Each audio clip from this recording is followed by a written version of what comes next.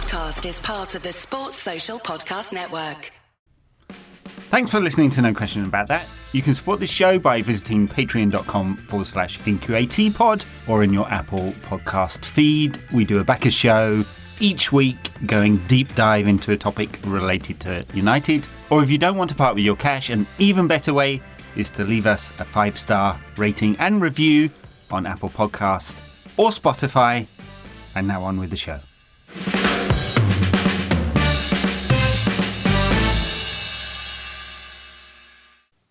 Welcome to No Question About That. This is the late-running midweek pod with Dharnish. How's it going, sir? Good. Very, very good. Was enjoying Nando's conversation with you there. But I don't know, for those listeners in the UK, obviously they know what Nando's is. Yeah, it's an institution. It's a way of life, is what it is. A religion. Yeah. It's One just, love. Nando's, the religion. It's just a chain in the UK that does chicken and chips. And it got famous, I think, because skint students used to take their dates there. I've never personally been on a Nando's day. You're missing out. Tinder plus Nando's or Hinge. Or... No one says yes to me. I'm joking. Of course people say. You're not offering up enough free Nando's is what you're not doing. It's expensive. Yeah, there's this article in The Guardian a few years back that was all about how Nando's is aspirational. So it's not real fast food, it's aspirational. It made me laugh a lot. Nothing like it here in the States. Like chicken is almost always fried, breaded and fried. And you go to Wendy's, no? Wendy's is good, apparently. I don't ever go to Wendy's. I think my little son likes to go there with his grandpa now and again. That's cute. Eat a lot. Isn't that sweet? Honestly. But yeah, going to Wendy's with Grandpa Barker. I know, isn't that nice? Well, got to make sure he's on the wheel. He knows where his bread is buttered. All right, we're going to talk a little bit about where the state of the club post West Ham and Wolves, which gave us a little bit of a direction. I don't know. I got accused on Spotify of being negative about the Wolves. So much hate. It's so much hate. It's so funny. Pages of comments. Pages. They hate me. Well, no, Goldbridge will tell you that no publicity is bad publicity, right? I think my reaction to that one, I'd love to get your view. It was that Wolves was so shit and so unbelievably stupidly open that it played into all of United's strengths and didn't test any of our weaknesses. And so I just didn't know where to benchmark this as a performance at all. Yeah, I got a bunch of hate.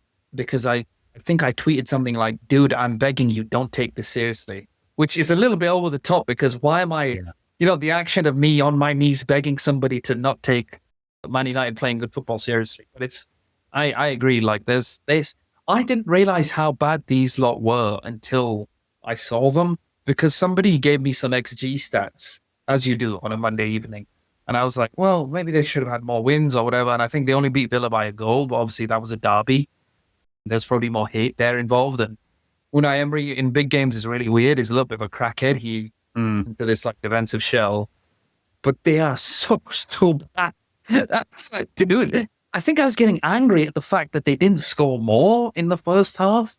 And then it was a Europa League game from 24-25 of last season where it's, this system works. And it's like, no. They have yards of space. That's why it works. Wolves didn't press at all. They didn't put any pressure on United's back three. And then the vertical ball forward from central midfield into the channels was just on all of the time, wasn't it? I mean, it's amazing that Wolves, as crap as they are, and they left their wing backs as high as you could possibly get them with no cover at all. I was alarmed more about how much space they had in the middle of the pitch. Casemiro had a yard easy, Mount easy yard. There's so many games like I think some of the Solskjaer games that I used to watch, where it's literally like, it's Bruno Fernandes running around, creating stuff, being everywhere, magicking stuff out of nowhere. If you give him that space, he'll easily pick you up, and he did. Yeah. So I mean, I know that people say don't be negative, but there's a fine line now because it's like I think Andy Mitten said it on Talk of the Devils. He said, look, there's two camps. The one that really loves Amorim and just wants it to work, and the other that kind of can not see through it, but has enough evidence of the 58 games that we've had to know that there's still problems with this guy and he still isn't really budging. We've seen some improvements, absolutely, but it's still not really to a point where we want it, because I'm just looking at the last 6 games. Everton, West Ham was a game I was pretty infuriated with. Tottenham, Nottingham Forest. I think it's unbeaten in 9, but it's also like maybe 2 wins in, maybe 1 win in 6 or 2 wins in 6 or something like that. Yeah, and also the performance levels in those games, they've been Wolves aside, right? And he feels like an exception. Yeah. There's 3 camps, by the way. There's the camp that sees through Ruben, the camp that just wants United to win, and then there's the Andy Mitten camp right on the fence where he loves right in the middle. I love Andy, but he does tend to fall in between 2 stools. But look, I think all of this is fair, right? So analysis is not negativity. United have a long way to go before we're as good as the top guys. Even if you look at the table and you go, it's only 5 points to a Champions League place, right? That's doable. 3 wins in. If we'd won those games against Everton when they were down at 10 men and West Ham, we'd be in the Champions League places right now. So I understand that. Yeah. And yet, and look, you can look at the XG, and United have a really high XG. It's either top or second in the league at the moment, especially because we had 4+ XG against Wolves. That helps. But you dig into a little further beneath, and the performances don't match the results, right? And necessarily, there have been a lot of really crap performances, quite a number of very uneven performances. And I don't think a single 90 minutes this season where you'd say, hey, they've sustained their level. Even against Wolves, that 15 minutes before half-time, Wolves were really in that game. I think my brother said it at the time, and he was spot on. Why are you playing to the same level of the opposition? Why are you playing to this? Like, it's like they get the level down. They come down to whatever level the game is at, or they come down to whatever level the team that they're playing at. It's insane. They did it against West Ham. After the 1-1, after it went 1-1, there was like 2 minutes where West Ham were kind of the ones attacking and Bowen was crossing the ball often. It's just, I don't know. I want them to manage the game sometimes. It's baffling a little bit. I know we speak about, I just want to reference your point about 5 points off the Champions League places. I think are we 1 point off the Champions League spots now? Maybe less to Chelsea? I actually can't remember. Where are we? 7th or 8th? I think we're 7th, but I think it's 1. I've got the table here. We're 6th in the table, and Palace have 1 more point than us in 4. Right. And okay. It'll probably be the first 4 spots that get Champions League this season. So we're literally a point off the Champions League places. Well, yeah, it depends. So, but it's a very. It could do with, I suppose, a few English clubs doing a bit better in European competitions, because Spurs and Newcastle are not doing that great. Yeah, Spurs won't, but I think everyone's going to go through basically for the first round at the very least. But it's not. We can't really say that, because I feel like any club from Palace to about Newcastle, who are in 12th, kind of is saying that this. If we had points here, if we had points there, we would be up. But it's very true. I won't discount it, but the Forest and Spurs game, because the second half was so crap, same again with Forest. Everton, they didn't really deserve to win, but they should have with 10 men, and they should have created more. West Ham, absolutely 2 points drop. So yeah, if you added 5 points there, United could have been third, level with Villa, 3 points of Arsenal. But the fact of the matter is, that team isn't there yet. It doesn't create enough. And that's why we're dropping those points, because the team isn't quite good enough yet. I think it'll be continual frustration.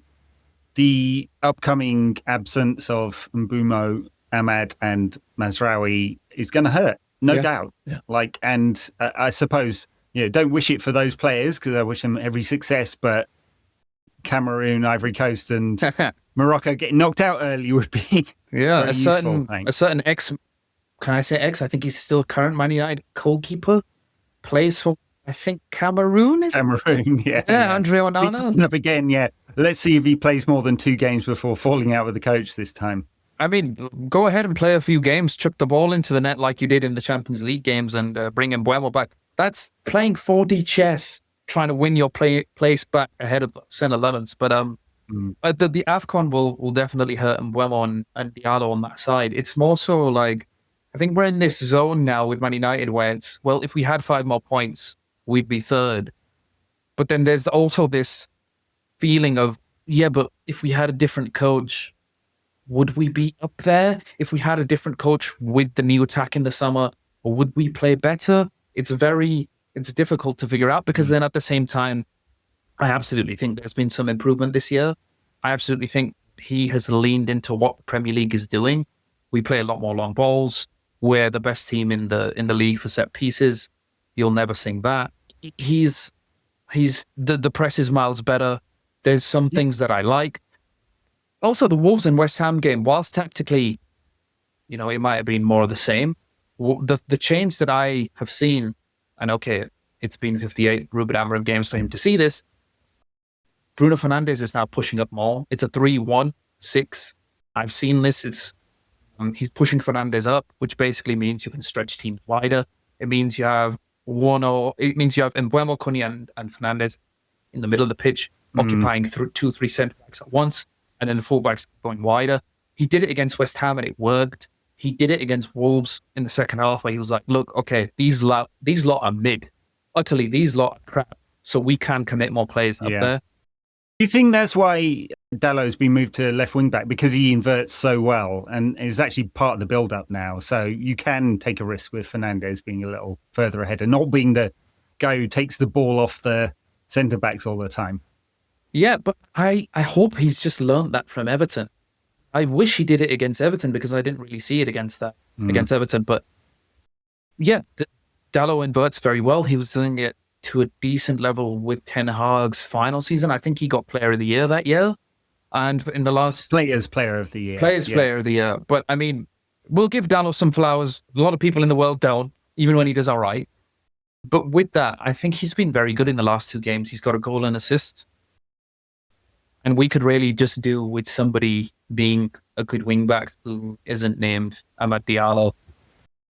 It's just the last... Do you spunk 65 million on Antoine Semenyo and try and convert him into a wing-back? Absolutely, I would, yeah. But it seems like Liverpool are one step ahead, trying to push Mo Salah out and trying to get Semenyo in with that. Yeah. I do think Semenyo's a forward rather than a wing-back, but who knows, adaptable player. So. In Amorim's system, he'll try anybody at wing back, I think. Yeah, true. Yeah, I mean, it comes under the second point I wanted to talk about, really, which I suppose has been a topic on the pod for weeks on end. But I was just thinking about it today because I was writing my Substack piece on January and whether United should gamble. And we saw the financial results this week. They are brutal from one perspective in terms of debts. United owe £750 million net. Woo! And have not quite maxed out the company credit card, but 280 odd million pounds out of the 350 on the revolving credit facility. There's not much. Heck. Yeah, I know. What interest rate are they getting on that? It's quite high. Yeah. Bank of America and others. There's not much cash on hand. So from that perspective, it looks really hard to go and spend a lot of money. You'd be pulling forward from the summer budget. And yet, under the squad cost rule, I have loads of space. I mean, Jamie and I were talking about it on the Finance Pod a couple of pods back. Maybe even 600 or 700 million pounds worth of space. Huh? In one cycle, right? You'd have claw back some of that, but there's a massive amount of space. I mean, United's turnover to wage ratio is now down at 52%. It's the lowest it's been for 5 years or so. Very historically. United have all, right, and record revenues and all so. There's a lot of ways you could paint it rosy. There's, if I was looking at it from a company perspective, I'd be worrying about that debt to equity ratio, which is above 3 now, and I'd be worrying about the sustainability. There's a few metrics we use in finance to score sustainability of the companies. They are a distressed company in terms of like debt and ability to pay it down. In fact, I see no path forward for paying it down until Ratcliffe owns the company overall. There's no method for Ratcliffe putting more cash into the business at all, unless the Glazers want to sell him more equity, but they would want to pocket that, right? So there's there's just no mechanism. So there's only 3 levers. United can cut costs, and they've already cut costs to the bone. they can find new sponsors, and that's really hard when we're not in European competition. You see Tezos didn't renew, and they haven't found another sponsor for that one. Or they can be so good on the pitch that they start to win things, but it's a long game and it's not going to come to play till next season. So it's like they could spend money now, but they'd basically be pulling it forward from the summer. And they could probably only spend 40 or 50 million or something like that, you know?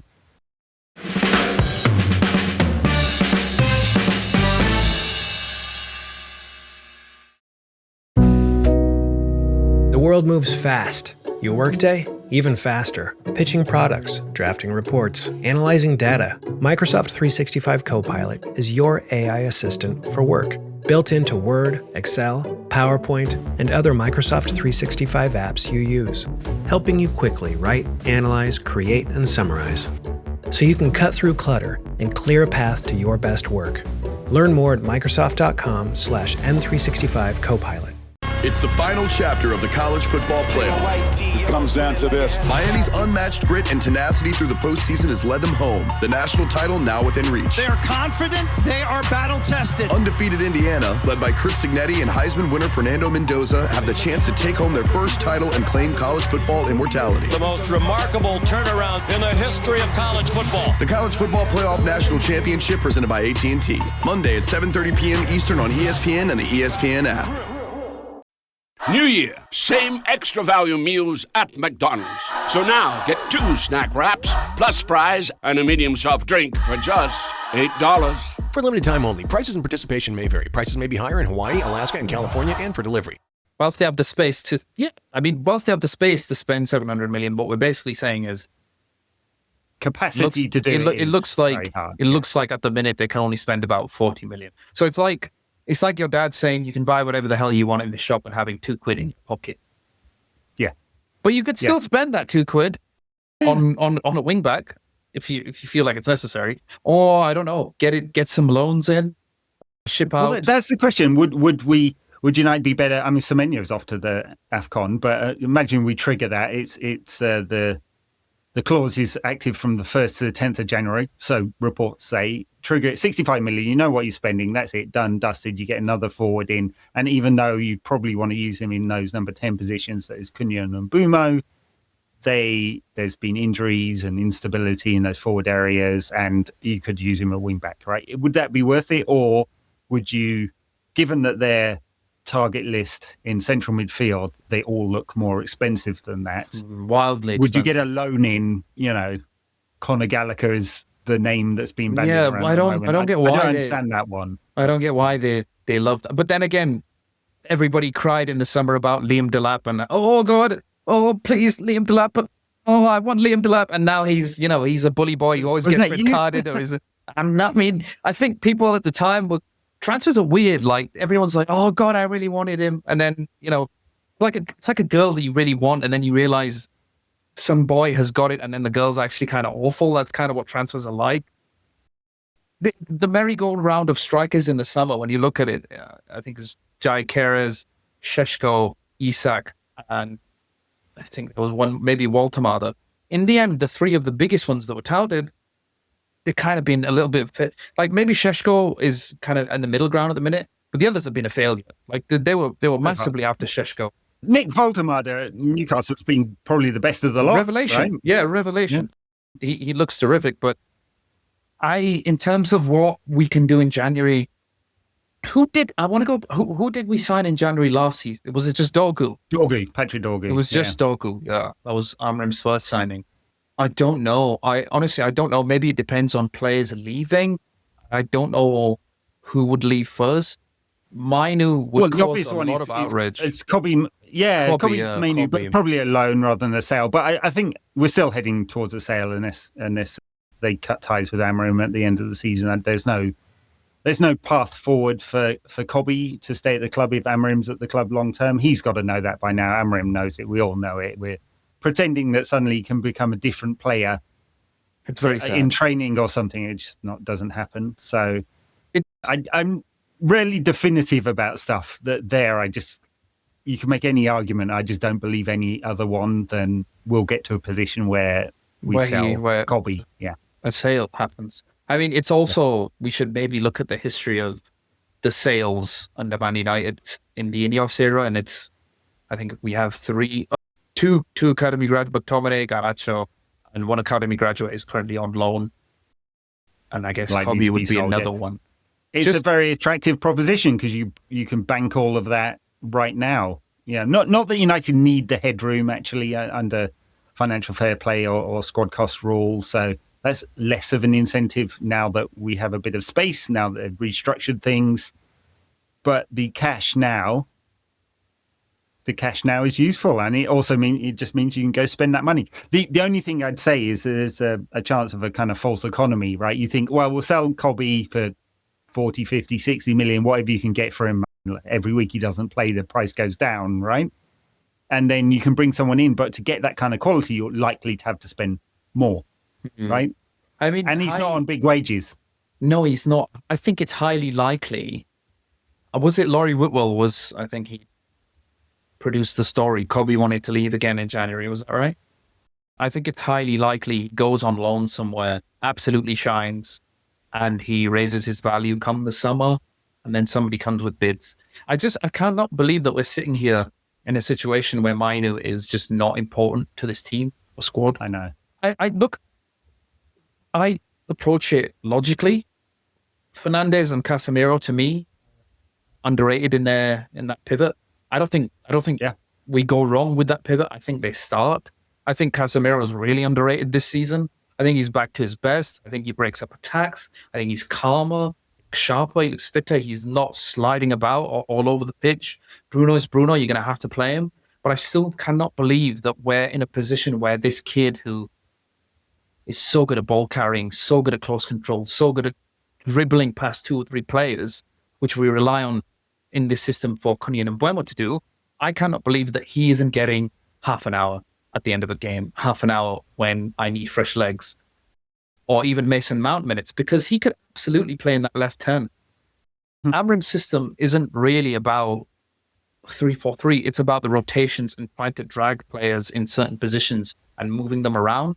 And Mbeumo and Cunha, they're tasked with dribbling probably most times in a game past 3 or 4 players. Mainu could do that. And I'm just really surprised that we haven't seen him more in that left or right 10 role. He got a couple of games at the end of last season, but yeah, but I mean, it feels like a year wasted, doesn't it? We just haven't seen him enough for somebody who burst onto the scene.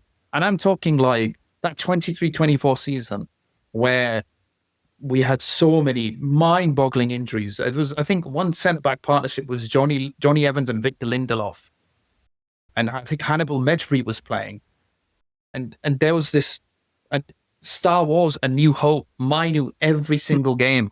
And he was just brilliant in every single game. And I cannot believe that now we're in a situation where he's getting 10 minutes at the end of a game against Wolves when we're 4-1 up, when we know we're going to win.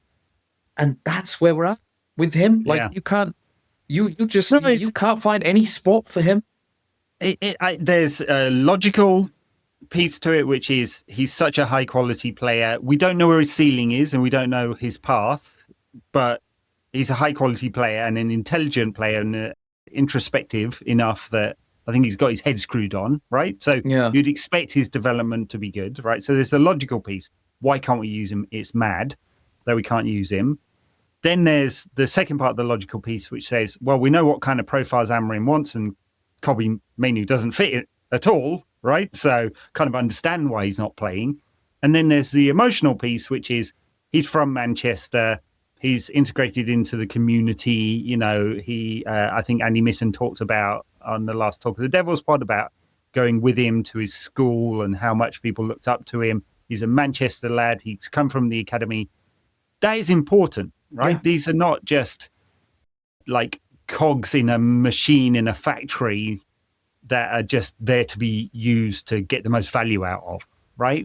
There's an emotional part of football, which we're all fans, right? This is why we're talking about it and why people are listening and why everyone goes to the stadium. And it means more, to steal a phrase, when you have some local players in the team and he's the only one. Like as talented as some of those under-18s are, played, I don't know whether you saw the Youth Cup game against Peterborough the other night, some brilliant talents in there. JJ Gabriel, we're going to be talking about a lot until he leaves for I've heard a lot. I've heard a lot of stuff in the summer, or whatever. God. Like, he's the only one, Cobby, right? That you cannot, as much as Manchester United is also about big business and sponsors, and and we have to be accountants and talk about debt and equity and ownership arrangements and stuff like that. You can't discount the emotional piece, and that emotional piece is really important. No, I mean, it's not just, it's like, at the very least, I had so many problems with Ten Hag in his towards the end of his time, but I think he understood that he could utilize what Manchester United was, and he could utilize the best things about Man United as a club historically, because I know every football fan would like to convince you their club has certain morals or certain standards or certain principles that they all ascertain by. West Ham fans keep telling me about the West Ham way. Bro, I don't know what the hell that is. I'm sorry. No offense to any West Ham fans, but Man United has that. Man United has a certain aura. It has a certain feel to it. We've been mediocre for 10 years and people still bang on about us. Every single week, every day I get text messages. Ha ha ha, you lot of crap. I'm like, mate, yeah, but we're still in your head. So I don't get why, I think Scholes said it today, I don't get why he doesn't use those certain aspects that they still have, that Man United of, this is Man United, we promote the youth, we throw them in the deep end because we know how good they can be. And the last 10 minutes, that I want chaos in the box and we're just going to go for it. And those are two real bugaboos. Those are two huge red flags that Amorim has. Yeah. Particularly as well, if you look at the last 6 games, we've dropped points because he's just too pragmatic. It's conservative tactics. Go ahead. I worry that he's out of sync with the club, and that thing you're talking about, the United way, whatever you want to call it, the DNA of the club, whatever it is that we've established over 150 years of existence, but especially within our lifetimes under Fergie, and the risk-taking, the attacking football and the youth, and the youth courage success. It's on the bloody shirts. And I feel like we're not getting enough of that, and he might be out of sync with the values of the club. And people can kind of go, well, that's nonsense. If we win, that's all that matters. Fine. And we said that about Mourinho. It is to a degree. It is to a degree. But then at the same time, whilst you're betraying the principles of the DNA of the club, and then it's affecting your results detrimentally. Like we're literally dropping points because you keep going into a low block. Tottenham went ahead, dropped into a low block, far too early, dropped points. Forest leading, dropped into a low block, drew again. West Ham cruising. But then for some reason you decided to decrease the pressure. That's 6 points you've dropped in the last 6 games. It's too pragmatic. All of which to say is that United should drop 150 million on Elliot Anderson and Antoine Semenyo this winter. Champions League football will be guaranteed, and that will look like a fucking bargain. How much PSG made out of winning the Champions League? How much? 148 million euros. That is not including gate receipts. That's not including additional sponsorship. That's not even including the money they get from the Super Cup or future FIFA Club World Cup event, wherever the next one is. There's just so much money there that this is the gamble, right? Spend money now to chase the dream, or be pragmatic, as I think we're seeing that Ratcliffe's regime is pretty pragmatic financially, and go, well, we could spend 60 million on a player this winter, but it'd take a little while to integrate. What if they get injured? We're pulling money forward from our preferred signings in the summer. The risk reward ratio is like, it's hard to calculate. Anyway, I'm a fan. My fan head says, go spend the money, chase the dream, because we want to be back in the Champions League as quick as possible. There's nothing that beats a Man United signing. Absolutely nothing that beats a Man United signing. Those tweets saying we're back, I love them. But I guess we'll see. There's also, I don't know how true this is, but I'll throw that out there. Haven't we heard this story before from Ratcliffe and his financial team, and saying we've got no money and we don't actually have power to spend, and they've spent, right? So I don't know. Well, we know how they did it. They drew £105 million from the company credit card in the summer, right? Okay, to finance the spending. Yeah, I mean, it's, as I said, there's a few ways you can cut the financials. United absolutely can spend, they will be borrowing to do it. Yeah. And you spread the fee over 5 years and all of that, but we do owe hundreds of millions to other clubs still. Yeah, so there's some work to do. All right, there we go. The women's team lost in midweek. And so little segment on this. It's a second heavy defeat in a row. Obviously lost to Wolfsburg, previous Champions League match day, lost to Lyon. These are two clubs that have been in multiple finals, or in Lyon's case, won many Champions Leagues in the last 10 years or so. So I think it's fair to say they're playing catch up a little bit in terms of the standards there. They won opening 3 games, United. So they are playing Juventus next. They'll likely qualify for the knockout. They're in a good position to qualify if they don't lose heavily, depending on other results. But I think we're seeing that squad is extremely thin. Yeah. I think it's a good starting 11 from what I see from some of the summer signings as well. Yeah. But apart from that, it needs doing okay in the league, I think.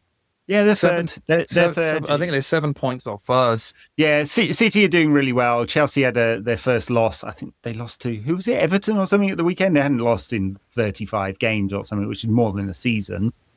And Arsenal are doing all right. So City are doing surprisingly well this season.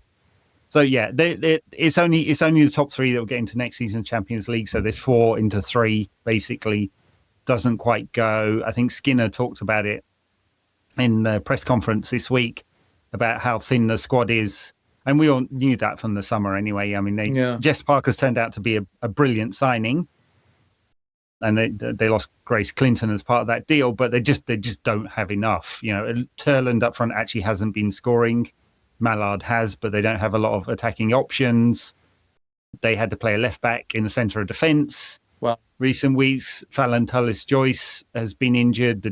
She had a head injury. The downgrade is significant, and so on and so on. They just don't have a big enough squad to compete in the Champions League and the league at the same time. Yeah. Dealing with a hefty winter schedule.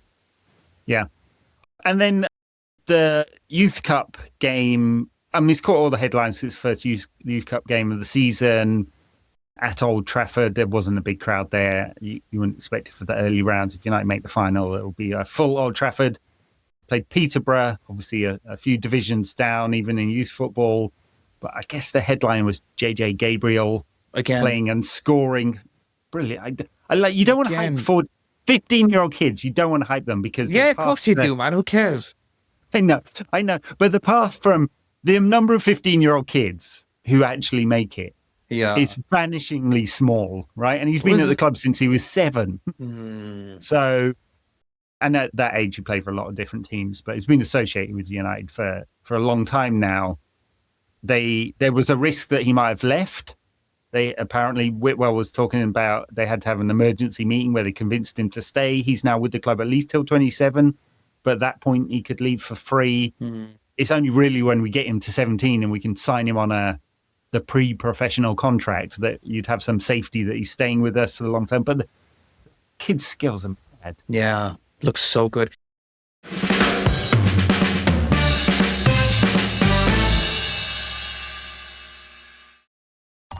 AI is incredible. It can teach you how to fry an egg and even write a poem, pirate style. Yarr! But it knows nothing about your work. Slackbot is different. It doesn't just know the facts. It knows your schedule. It can turn a brainstorm into a brief. And it doesn't need to be taught. Because Slackbot isn't just another AI. It's AI that knows your work as well as you do. Visit slack.com/meet Slackbot to learn more. I had that dream again. My small business needs to hire, but I don't use LinkedIn, and I hire an energy vampire. But also they're a literal vampire. And suddenly my team is spending all their time sharpening wooden stakes and buying bulk silver and rehearsing ancient chants, and then I wake up. Don't let hiring nightmares ruin your dreams. LinkedIn Jobs' new AI assistant takes insights from over 1 billion professionals to create a short list of the best fits for you. Post your job for free at linkedin.com/quality. Start hiring today with LinkedIn. This episode is brought to you by Stouffer's. Here comes 3-time juggling champion Natalia Rogers. She's juggling law school, her TA job. Oh, narrowly catches the laundry. What's that fourth ball? Parents unexpectedly showed up at dinner time? Is that too much for Natalia? Not with Stouffer's Chicken Alfredo and its mouth-watering mix of Asiago, Romano, and Parmesan. When you're juggling 4 things at once and the clock strikes dinner, think Stouffer's. The other thing about like when I hear, oh, he's signed till 2027, we're going to be in 2026, like within 4 weeks. That's not a long time for me. So I think within about the next 6 months, they will be having negotiations. Probably. I don't know. That's not like real information, but like. Well, at 16, he can only sign another pre-professional contract. So he can only do another 2 years. I think I'm right in saying that. But you got to show him a pathway. You got to show him this is the best environment for him to have a great career. Yeah. But I mean, not go to City or Madrid or Barcelona or wherever. He's probably looking at the team and the squad now thinking, hold on, there's no academy players getting minutes. The best academy player isn't getting minutes. They're shifting out all the academy prospects to other clubs. He might be thinking that, but then again, like where would he play best, right? In one of those 210 positions. I know you've got Mbeumo and Cunha, but in 3 years' time, when he's fully matured, they'll be in their late 20s. And so things can change very quickly. Things can change. It's just, I hate to be that guy who agrees when people say, oh, because Scholesy was saying it today, he doesn't know what the club's about. I think how many representatives were sent to the academy game? Maybe what? I think they said like one board of director or something. So there was no coaches sent. Stuff like right. Ten Hag and his assistant used to go watch reserve matches and used to go watch youth matches. So I feel like part of the United ethos or whatever is kind of being neglected by Amorim. Yeah, although they've had a lot of academy players in first team training. Yeah. Including JJ Gabriel. I think he's had some exposure there. You want to send Fergie out to put his arm around the kid and make sure he signs. How good is that you still have that card to play? Absolutely. I mean, of course, JJ Gabriel was born in when? 2010 or something? How old is he? He's 50. I think he's 50. So 2010. We would have been winning titles and still being in the Champions League final that year, I think. When he was still in nappies, yeah. At some point, if we don't get good soon, Dharnish, there will be a player born after we last won the league. That'll play for United. That hurts. This is the problem. That really hurts. We still got that United juice, man. Mbeumo, Mbeumo and Cunha were in the summer. We're like, I want some of that United juice. It might run out in 5-6 years. Everyone wants it still. Anyway, Gabriel apparently can do 10,000 keepy uppies. I'd be lucky if I could do 5. What were you doing when you were 15? Drinking. 15? It's an early... Wait, is that like where most people start? I think they're a little stricter on getting ID off people these days. My local pub was not in the slightest bit strict on getting ID off people, and I was quite tall. So, and I was around that age. I can't remember when my mum first let me go to games on my own, but it was probably around that age, maybe earlier. Actually. Yeah, well, I think it's around. I go to Spain a lot, and I see a lot of kids around parks and stuff drinking. There was also an incident, not an incident. It's not really an incident. Don't know why I called it that. But I was getting a flight from Tokyo to England, and it was like 6 a.m. I saw a bunch of kids, 15, 14 years old kids outside a 7-Eleven drinking. So maybe you're right. Maybe that is where this started. Yeah. I mean, here it's obviously they're insanely strict. I have to provide ID to get a pint. It's ridiculous. In America. Yeah. I'm like, how old do you think I am? But they're just extremely strict. Yeah. When I first started going to a lot of United games, I was going on a coach with a bunch of other people to all the get home and away. And they were absolute reprobates. There's some total wrong uns in that group. Yeah. I tried to keep out of too much trouble. I certainly wasn't. Yeah, right. No, I was. They would turn up at like a service station on a motorway, go in there and empty the place, and they did not pay for their stuff. There was some real wrong uns and trying to get into fights and stuff like that. I was not interested in any of that stuff. I was there for the drinking, although I don't know about you, Dharnish, but if you have 4 or 5 pints before a game, you can't really see it properly. So. Oh dear. Anyway, Bournemouth at the weekend. Monday. Yeah. Another Monday. Another Monday night. Interesting. They've had a bit of a struggle this season, Bournemouth. Like, the results have been really up and down. They started it quite well, and they've had a lot of bad results recently. They are below us in the league, believe it or not. I guess this isn't a surprise, really, given that they sold basically most of their defence in the summer and then had to buy very late in the window. Yeah, they sold Zaberni. They sold some. Who else did they sell? They sold Kirkish, and the central defender who went to Real Madrid. Whose name? Huysen. There we go. We got that. Huysen. I mean, Huysen. Same thing. I mean, they've lost. I think it's like, I'm counting the games. 1, 2, 3, 4 games. They lost 1, 2, 3, 4, 5, 6. They've lost 4 out of 6 games.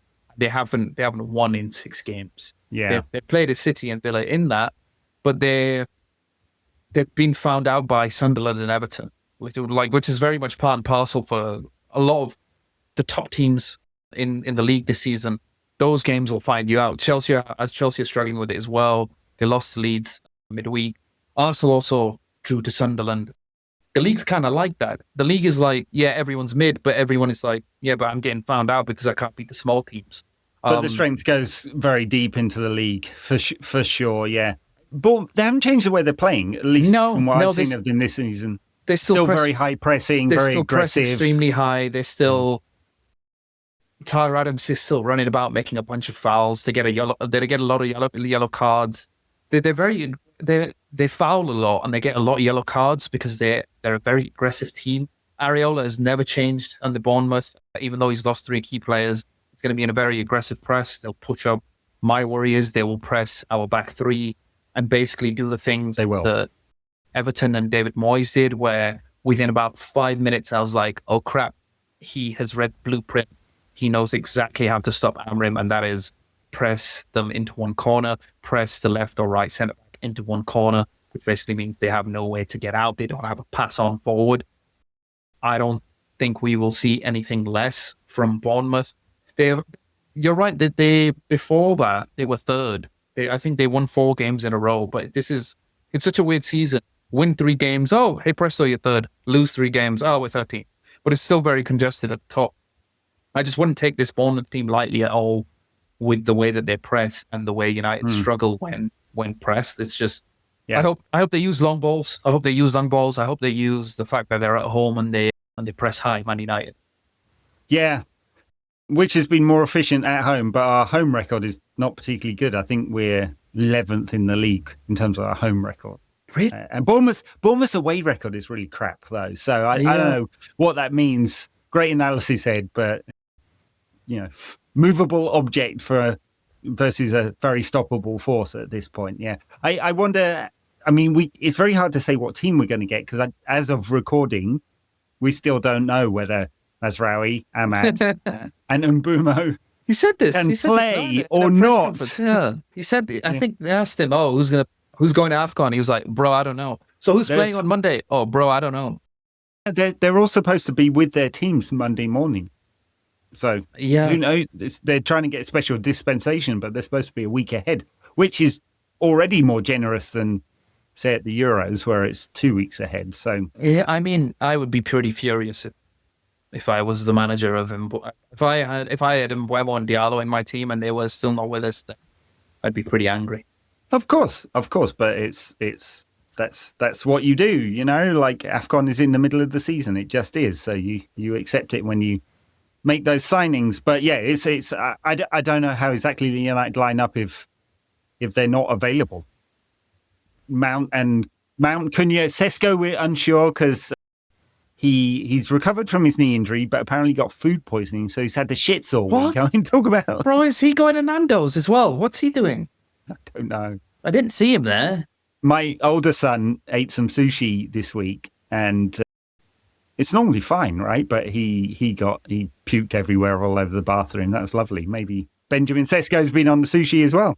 Did you clean it up? You had to clean it up, didn't you? I had to clean it up, yeah. It's lovely. What colour was it? Kind of pink, because it was a lot of salmon sushi, I think. What does that mean then if it's pink? I mean, I don't know, that's the colour of the food. No, but I mean, because like when someone pukes out yellow. It's like bile. I think it hadn't been digested enough, basically. God, what a topic for the podcast. Anyway, Benjamin Sesko's redecorated the toilets at the New Carrington. It was coming out of both ends, and so they're not sure. It didn't sound good, but I mean, maybe he'll have recovered in time. We've missed him, to be honest. We've missed. I feel like Šeško, Cunha, and Buemo were just about clicking when he got injured. He got injured during the Tottenham game, and it's kind of gone hand in hand that United's form has dipped whilst he's been out, because I think his link-up play, his ability to drag defenders deep, his ability to be a marker for long balls, which we were leading more into, I think they've missed. Xerxes has a bad first half, has a better second half, and then got dropped against Wolves. I think we've missed him, and we've missed that three kind of being together, because Cunha in the process got injured. And I think he was good against Wolves. I thought he was okay. Yeah. But I think he kind of still looked a little bit rusty coming back from injury. So it'd be nice to have Šeško back. For sure. If possible. And we'll get Šeško back, and Mbeumo will be on a plane, sadly. If that's the case, then I maybe would see more Kobbie Mainoo minutes, or I would like to see more Kobbie Mainoo minutes. Will we is another question. It seems unlikely. My bet would be that, I mean, depends I guess if Sesko is out and Mbeumo is out and Ahmad is gone as well, he might have no choice. They might have no choice. I mean, he still might go Xerxes, Cunha, Mount, which would... I was literally thinking about that, yeah. I don't think it would be quite as dynamic, would it? Xerxes, I can see it. Much less penetration. You've manifested it now. I think it's going to happen. Manifested it. It's not my fault. I think it's going to happen. Yeah. One comment we got from Spotify users commenting, "These two sound like they should be the coach, lols." That was me. Comment. That was me. You don't see that. That was my burner. Your burner account. That was my burner, yeah. This is like nice. 1, 2, 3. But yes, I would, if I was the coach, which I am not, and I'm not qualified to be a coach, be very tempted to bring Kobbie in and push Bruno further forward, just to make up for the lack of, if there's no Sesko, no Mbeumo, where are the goals coming from? So I agree. Get him closer to goal. I agree. Having said that, Mount looks like he's finding some form finally. Playing well. Playing really well. Really, really well. I think his confidence is really growing this season. Even because here's the thing about, I was arguing about giving Mainoo more minutes. It's not like Mount started every game. And he's been comfortable with that, but he's effective when he plays. But you can see his confidence growing now. Some of the passes he pings was pinging was beautiful. I think his system also suits him. I think. I mean, he's in the right kind of position. He's in the pocket doing Mason Mount things. Yeah, he's in the half spaces. I think he's scored 3 goals now as well this season, which is quite handy. We could do with more midfielders producing stuff. I mean, they've got. Casemiro's got 3 as well, hasn't he? Yeah, all from set pieces, really. Yeah. All right. Well, I think this is the last Monday night game for a while. There's been a hell of a lot of them, though. Do you know what's really funny about that? We don't play in Europe. Why are we the last game on the weekend? Well, because it's more flexible. They can move us around because we don't have those European games. I feel sorry for the Bournemouth travelling fans. I don't know how many are going to make it up on a Monday night from Bournemouth, but I can guarantee there aren't any trains back. Good luck, lads. Yeah. Get a Radisson booked or a Ibis or something. Hotel football, you can stay in the Paul Scholes suite or something like that. Costs you $1,000 a night, but yeah. There you go. It's the price you pay. Not as expensive as World Cup tickets. Bloody hell, yeah. Yeah, that's true. Yeah. Absolutely. I was looking at the games here. Egypt versus Iran is here, has caused some controversy already with some events that are planned locally. I can't see a ticket for less than $450. How is that being received over in America? I think this will look, there are many American football fans who are American who fully understand the world game. I'd say the biggest cultural departure is the bro, that's just how events are ticketed and priced here. There's lots of demand. What do you expect? Kind of reaction, I think. Or look at those stupid Europeans crying about the fact that ticket prices are so expensive. Live events here are really expensive generally. If you want to go see some D-list band that no one's ever heard of, but you really like at a local venue that's still not very big, it's still going to cost you $40 or $50 plus all the Ticketmaster fees on top, right? So there's just live stuff is just generally really expensive. Generally, people are wealthier as well here. Like there's just a lot of wealth here, a lot of poverty as well, but a lot of wealth. And those two things combined with FIFA's insatiable need to make more and more money for whatever it is, non-profit for fuck's sake. I don't know why they need to make more and more money. Has kind of, culturally, I don't think there's been a lot of pushback here. It does mean that there are a lot of people who just will not be able to afford to go. And at £400, $500 plus the fees, I'm not taking the family. There's no way I'm spending $2,000 to take the kids and the wife to Egypt versus Iran, as much as that might be a magical experience. It's just, I'm not invested enough to do it. And so there will be a lot of people priced out. But the general reaction, I have not seen as much pushback from the American media and fan community as there has been from everyone else around the planet. So, yeah. And it's not what football's about. Football is not about making the most money possible. It's not, but I felt like, not that they were always going to do this, but just with Trump having his hands everywhere, I feel like a lot of the stuff that he does as president has been about that. Has been about like what benefits and advantages. Make it corruption. Yeah, sure. Yeah. This will get me deported. So yeah, maybe we shouldn't talk about it too much. You can edit it out, but I'm kidding. But yeah, absolutely. And he was talking about it actually the other day. He was talking about amazing ticket sales. And apparently there's been really strong demand. I mean, it's hard to say because it's FIFA, right? So who knows what is true. $400 for a group game?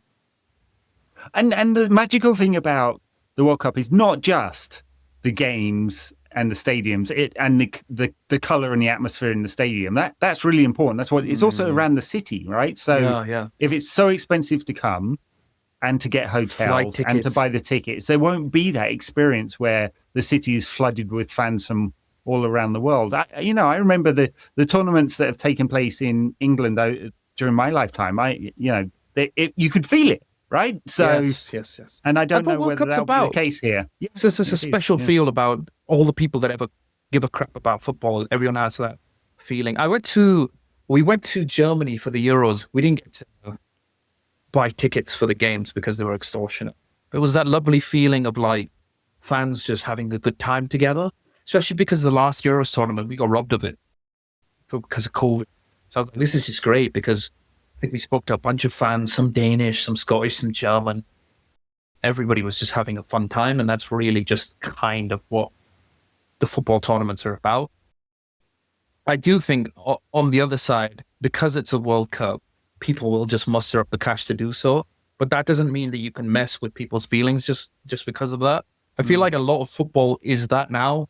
Just because I love this, just because I'm always going to pursue this every single week, you can kind of do what you want. I'm supposed to kind of take it. Yeah. But it's doubly so with national teams and FIFA because it's not for profit. Like, what is the point of making the most profit possible? Now, FIFA make the argument that it goes to the 211 member associations and they do all these development projects. Look at the fucking history of that and tell me that is true. The amount of white elephant projects, and you're like, hang on a minute, this is a hut that they built in, I don't know, Namibia. And it's supposed to be a stadium. Who has pocketed the money, right? Yeah. And the amount of corruption. I just picked that. I don't know that there's a stadium in Namibia. I'm making it up, right? Pick any country. But yeah, right? But there's lots and lots of examples of that kind of thing where money was supposed to build new training facilities or school facilities or a new stadium or whatever it is for development of the game. And you can't really work out how it ended up there or whether it ever did. And it's totally opaque in terms of how they run their finances or their bidding process. Or, even this week with the FIFA Peace Prize being awarded, there was no process to do that. And all of this kind of stuff. And the it just feels dirty and grimy and corrupt and adding rinsing fans on top of that. And I hope it doesn't ruin the World Cup. But no, me neither. It could well do. I mean, the one benefit, the only benefit of dynamic pricing is if ticket sales are weak for some games. So in the Club World Cup, the prices will really come down to. It might be a case of that, but I don't feel like it will be, because I've been to like not just football events, maybe music events and other events that you go to, and you speak to people and you go, "How much did you pay?" And they're like, "I paid X amount. I paid $2,000 to be here, $3,000 to be here." Because like those are like the special moments in somebody's life when they actually just get to switch off and actually live it and get away from all the bullshit, their normal lives. The other thing that with the Olympics in London, though, I know it's a while ago now, but they set the prices, but you could, they were available. They sold, every event was sold out. It was accessible and it was magical as a result. And the World Cup in America and Canada and Mexico should also be magical. They're amazing stadiums and the 48 teams, and you just hope that people. I mean, there's some teams coming that the fans won't be able to be there because of sanctions and travel restrictions and all that kind of stuff. So add on top of that is $2,000 to take your family to a game, and anyway, it looks a bit bleak. Okay, let's hope that United's future doesn't look very bleak after victory on Monday night against Bournemouth. Fingers crossed. Come on, performance and. I really do worry if we after we've recorded this, we find out in the morning that Mbouma Ahmad and Mazraoui are all off to AFCON. I'll be feeling a bit sick, I tell you. It's going to go off. Hopefully, what might happen on the weekend is what happened last weekend, where some of the rivals lose and people kind of laugh at that for a little bit. Yeah, and hopefully we don't blow it. All right, everyone, thank you very much. You can check out Dharnish's work all over the internet. You can find me on Substack, NQAT Pod, and check out our Patreon, patreon.com/NQAT Pod, where we normally get to an extra show every week. Appreciate your support, whether you're viewing this or listening to it. We'll catch you next week.